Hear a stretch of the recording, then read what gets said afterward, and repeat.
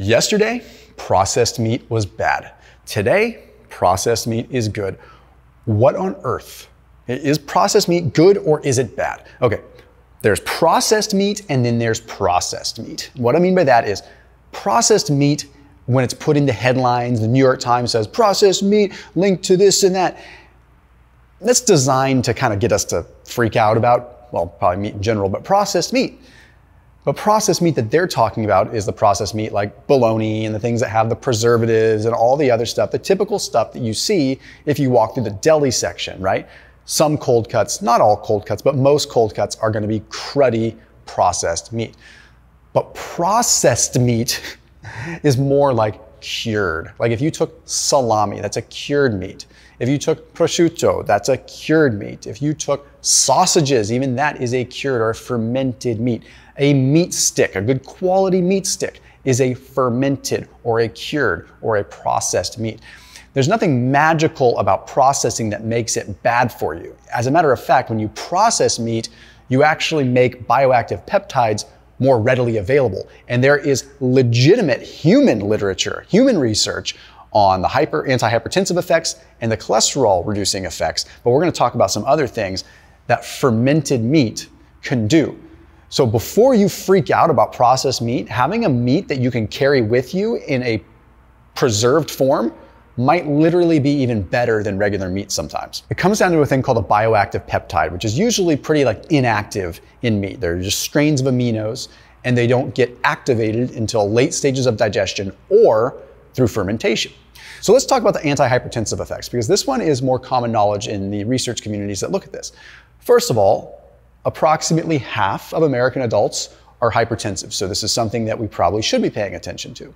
There was a study published in Nutrients that took dry cured ham versus cooked ham, okay, and had subjects eat both of them, right? And then they switched.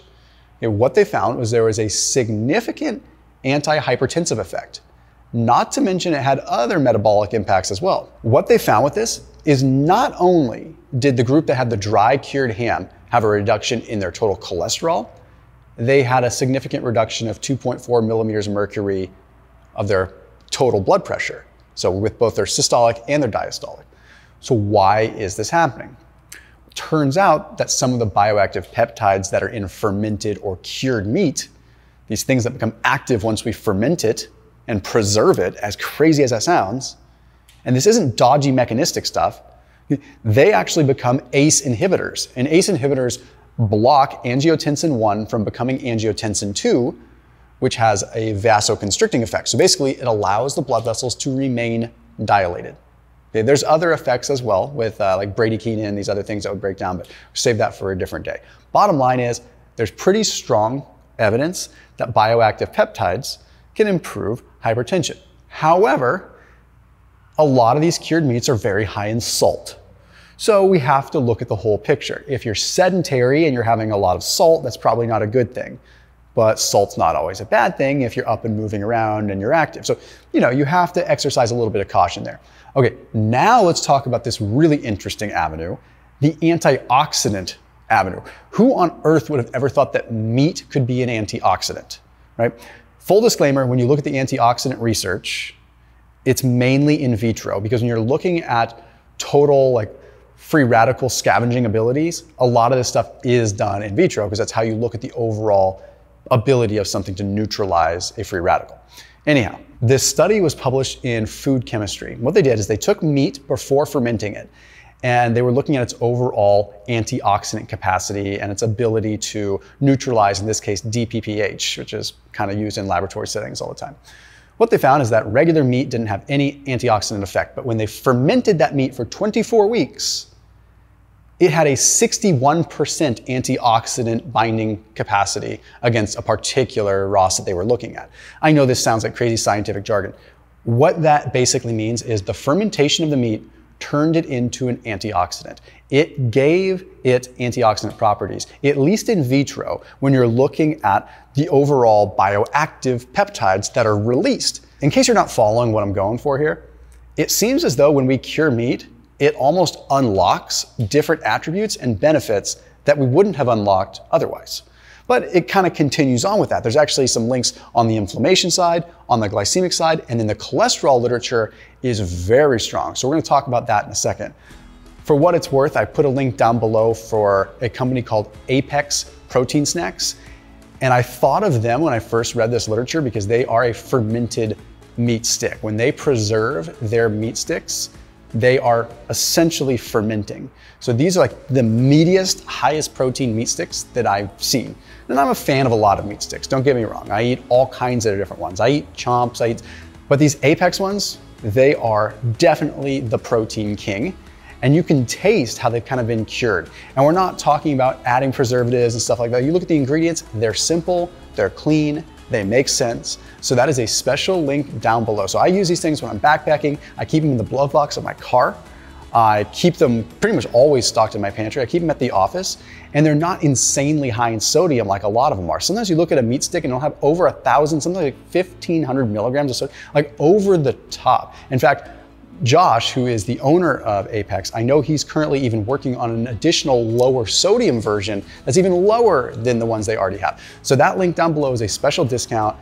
Again, don't want the net impression of this video to be buy this meat stick, but at the end of the day, it's the meat stick that I use and everybody likes meat sticks. So that link is down below. So the inflammation side of this is really interesting. There is a study published in the International Journal of Food Science and Technology.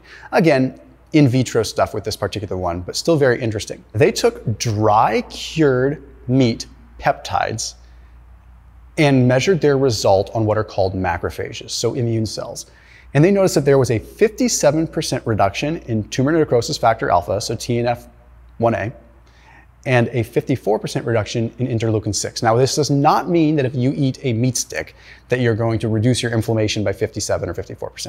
This means in vitro, they saw a reduction in the macrophage activity in these cytokines. So there clearly is an anti-inflammatory effect, at least in vitro, but remember in humans, there's all kinds of other things going on. The point with saying this is that this did not occur if the meat wasn't cured. So we know something is different when these bioactive peptides are activated. Moving on, the other one that's really wild is the glycemic effect. Don't click off the video yet, because when I get to the cholesterol part, it's gonna blow your mind, and that's human model literature. But on the glycemic piece, there's something called DPP. And I'm gonna throw a weird word at you just because people are gonna wonder what DPP is, but it's dipeptidyl peptidase. And it sounds funny, but the reason I say it is because there are literally pharmaceuticals, like drugs, which their sole job is to inhibit DPP because it delays digestion and gastric emptying to lower glucose. Turns out that based upon some literature, that when you consume fermented meat, it has an impact on inhibiting DPP. So this study was published in the journal Proteomics, looked at 4 different meats: beef, pork, chicken, and turkey. Okay, and it found that in their non-cured form, did not have an impact on inhibiting DPP. So no essential connecting the dots blood glucose effect. However, when it was fermented, all 4 meats had an impact. But just for the sake of fun, the one that had the biggest impact was the fermented pork. So when you had pork that was cured, it had the biggest impact, followed by beef, followed by chicken, followed by gobble gobble turkey. So although turkey is great, seems as though the fermented beef, the fermented pork are the ways to go, which is nice because when you get sausage, you know, most of the time it's mixed with pork.